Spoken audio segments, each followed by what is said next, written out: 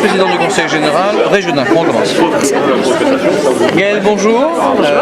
Tu es vice-présidente du Conseil régional en charge des solidarités, de la lutte contre les discriminations, la sécurité et la prévention. Aujourd'hui, tu es intervenante dans ce débat passionnant et avant-gardiste qui est la gestation pour autrui. Au fond, quel est le mot d'ordre du Parti socialiste? Quelle est la réflexion du Parti socialiste sur la question? Alors, plus qu'un mot d'ordre, nous sommes en réflexion justement au Parti socialiste. J'ai eu l'occasion de le dire au cours du débat. Il y a un groupe de réflexion qui mène tout ce travail autour de la révision des lois bioéthiques en général. C'est Najat Belkacem qui mène ce travail-là. Et première chose, d'abord considérer la révision des lois bioéthiques. Alors la GPA s'inscrit dans ce contexte-là, mais il faut savoir que la GPA est une toute petite partie de la révision des lois bioéthiques. Et c'est vraiment la première chose importante à dire, parce que c'est vrai que si c'est un aspect qui est très médiatisé, voire l'aspect le plus médiatisé, pour autant c'est peut-être l'aspect qui touche le moins de gens.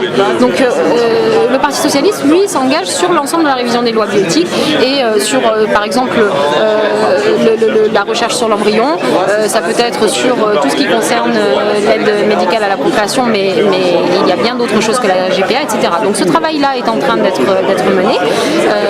Moi, je ne cache pas, et je ne sais pas pourquoi je me cacherai d'ailleurs, qu'il y a des positions très différentes au Parti socialiste.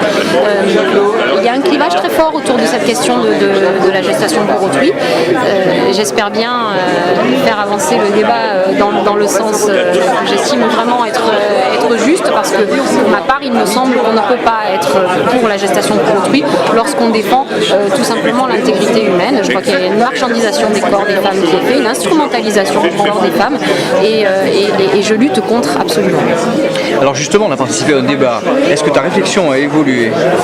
C'est-à-dire qu'il serait un petit peu hypocrite de dire que ma réflexion a évolué ce soir, parce que effectivement ce débat qui était vraiment très très bien. Avec Gilles Bonmaury, nous nous connaissons bien. Nous avons eu l'occasion de débattre plusieurs fois.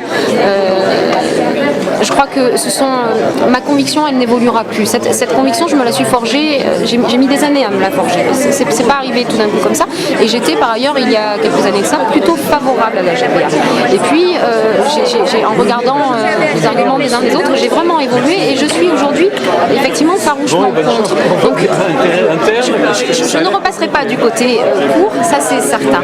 Maintenant, les arguments, je les entends, mais je les travaille aussi. Je travaille aussi mes arguments, mes propres arguments, parce que c'est plus forcément pour les mêmes raisons que je suis contre, mais vraiment la raison principale, c'est de toute façon la marchandisation du corps des femmes, et je ne désespère pas de convaincre Gilles Bonmaury de la prééminence forte de cet argument-là. Après, il y en a bien d'autres, évidemment. La marchandisation du corps, c'est quelque chose qui te pose un souci, on peut évidemment bien le comprendre. Pour autant, ça existe, comme ça a été dit dans le débat.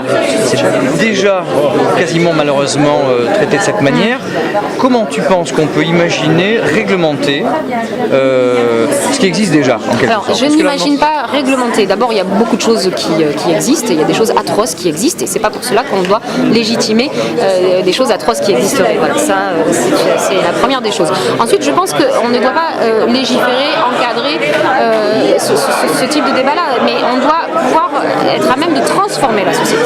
Et d'abord, ce que j'ai posé en préalable là tout à l'heure dans le débat, c'est de dire que pour moi ces questions-là ne concerneraient pas uniquement la communauté homosexuelle. Ce sont des débats qui concernent tout le monde, et je pose en préalable le fait que fonder une famille, tout le monde doit être à égalité devant ce fait-là, et qu'il ressort d'un principe de base républicain, la possibilité pour les couples, quelle que soit leur orientation sexuelle, et également pour les célibataires, de fonder une famille. Voilà, la possibilité de fonder une famille, ce qui est différent du droit absolu à fonder une famille en utilisant d'autres êtres humains, par exemple, dans le cadre de la GPA, parce que je suis un petit peu caricaturale quand je dis ça, mais tout de même, c'est vraiment de cette façon-là que je vois les choses.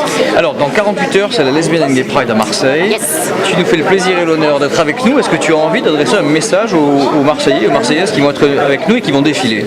Je crois que le message principal pour moi, en tout cas, c'est vraiment celui de l'égalité républicaine. Je pense qu'il faut que notre société avance encore. Il y a encore du boulot à faire. C'est une très belle chose que de manifester comme vous le faites. C'est bien. Il faut continuer. Vous avez besoin de cela, mais nous avons tous besoin de cela collectivement. Toute la société entière a besoin de reposer l'égalité de chacune, de chacun, à choisir son orientation sexuelle, à en changer éventuellement. Et donc je suis très fière d'être invitée à vos côtés samedi et évidemment je serai présente et très honorée de l'être. Merci.